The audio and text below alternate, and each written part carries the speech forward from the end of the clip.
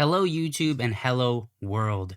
My name is Zane, aka The Gambit, and you have now tuned in to Zane's Zone.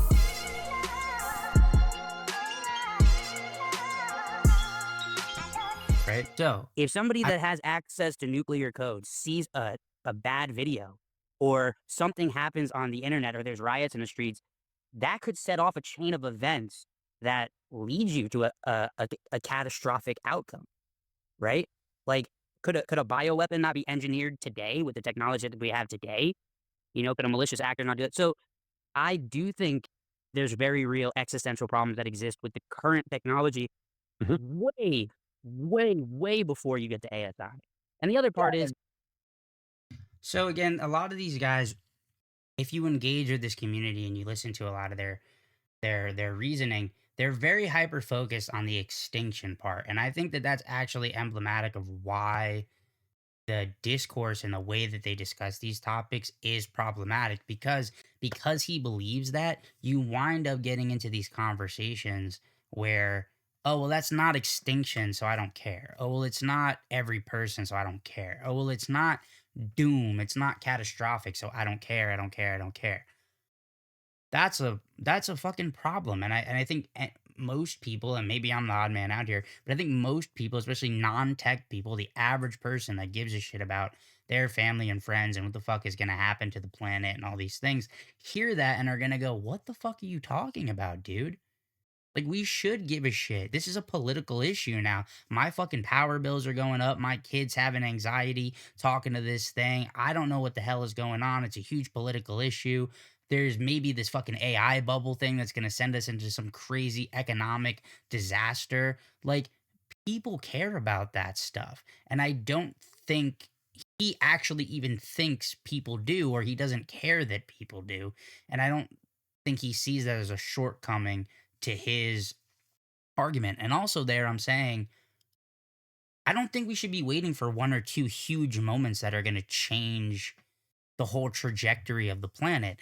Like, small things become big things, right? I use the deepfake example to exemplify this. Again, not because I think that's the most likely scenario, but imagine that the impression given by an indistinguishable video or series of videos convinces somebody, and I understand there are nuclear protections, yada yada, yada, for all the people that are going to get in the comments. But imagine there's a significant chance that that disrupts geopolitical stability and creates a nuclear situation or something, or somebody fucking jailbreaks a model and builds a fucking bioweapon. Like, that's a very real thing. Jailbreaking is a real thing, and I wish we talked about that more in this situation. But that things cascade, right? And so he thinks like, oh well, the capabilities aren't there yet, so there's no trouble yet. And it's like, that's not true. There are military applications they're using right now that are going to hurt people, have hurt people. Things that are unprecedented, that are new technologies that are going to become embedded into our society. You're seeing this now with the thing between Anthropic and the Department of War. I don't even want to fucking call it that, but that asshole Hegseth and Dario Amadeus kind of fake fucking, you know, uh, I give a shit about the world thing. Uh, but he basically he's saying like, these are our red lines, and they don't even want those fucking red lines. No autonomous weapons and no fucking mass surveillance, and they're trying to take that shit off the table, right? So that's what I'm saying. These things can fucking cascade, right? And it's like waiting for the fucking super intelligence switch to just go off before you fucking do anything seems crazy, right? To like, that seems nuts. And I think if you only make the case for that super intelligent thing, you're not going to get this pause in AI, which is one of the things he advocates for, is you just stop, right? And you're going to realize that he's so optimistic about tech. He's such a techie that he winds up defending tech at every fucking turn before you even get, up until you get to super intelligence. So let's continue.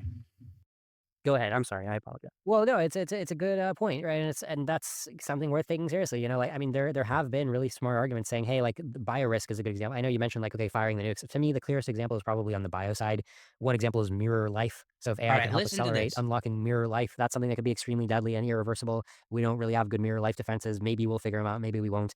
And another thing is pandemics, right? Like, starting from SARS or from smallpox or whatever, some deadly things that were wiped out before, and we take on and we supercharge them. And a lot of experts think that attack is easier than defense. So somebody could just like attack really hard and make something that's good enough at wiping out everybody except like a few people in quarantine. So it might be hard to pick off 100% that way, but picking off 90% seems very doable. Like there's no fundamental reason why we can't. And you could be like, look, AI is helping them do it. And even Noah Smith, who was on my show recently and was like a doom skeptic, he's like, yeah, I'm worried about AI helping pandemics. So I think that is totally a respectable risk. It's just like I still think that that is much smaller, like much smaller of a reason to worry about AI than the super intelligence argument. Because if that's why you're worried about AI, it's like most of the worry there isn't even AI worry. It's more like the bio worry itself. So even if there was no AI, every day that goes by is still a chance for humans to go online and read good internet forums and go on the dark web and download like tips and tricks to use machinery. So like Hey y'all, this is your boy Zane, the Gambit. Thank you so much for tuning into Zane's Zone and this AI Safety Zone series that I'm going to be doing on this channel. This is just the beginning. I'm going to link a few of the channels, resources, and people that I hope you'll follow in this journey to AI safety. Please let me know in the comments, positive, negative, anything critical, any feedback, any shortcomings, anything that I miss. I'm new to this topic. I'm investigating it right there with you guys. So please let me know what you think. Like, comment, subscribe, and I'll see y'all next time.